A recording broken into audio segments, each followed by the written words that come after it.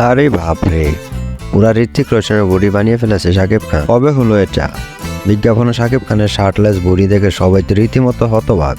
কিভাবে কি হলো কেউ বুঝতেই পারলো না। সেই সাথে আবার তুফান সিনেমা নিয়ে প্রতারণার অভিযোগ, যে অভিযোগ তুললো হল মালিক, নেওয়া হবে নাকি আইনি ব্যবস্থাও। আবার অন্যদিকে ডিপজল ও আবার তুফান নিয়ে বলে ফেললেন আনএক্সপেক্টেড একটা কথা, যা কেউ কল্পনাও করতে পারেনি। তাই না শুনে শাকিব ভক্তরা আবার কি ভাববেন। সম্প্রতি শাকিব খানের একটি বিজ্ঞাপনের ট্রিজার প্রকাশ পায়। শুরুতে শাকিব খানকে তো সুন্দরই লাগছিল, কিন্তু হঠাৎ শাকিবের শার্টলেস বডি দেখে সবাই রীতিমতো হতবাক। কারণ শাকিব খানের এমন বডি তো কেউ আগে কখনো দেখেনি, ভাবতেও পারিনি।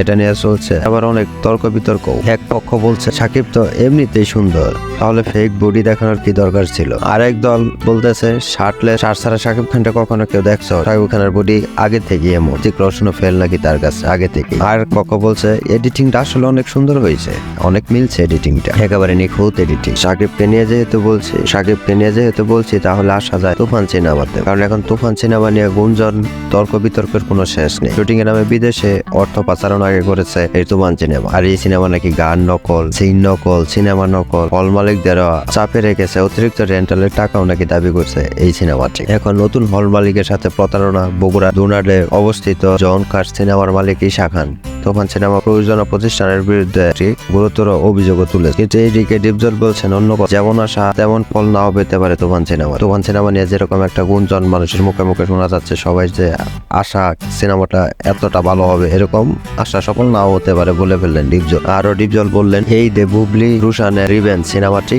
নাম্বার 1-এ থাকার সম্ভাবনা রয়েছে। কারণ তুফান সিনেমাটা যদি রিমেক হয়ে থাকে তাহলে তো একেবারে চলবেই না, আর যদি রিমেক না হয় তাহলে ওরকম আশা সফল হবে না বলে আখ্যায়িত করলেন ডিপজল। এরপরও ডিপজল তুফান এবং রিমেক দুইটা সিনেমাকে শুভকামনা জানালেন। আর ভিডিওটা আপনাদের কেমন লাগলো? যদি ভালো লেগে থাকে অবশ্যই কমেন্টে জানাবেন।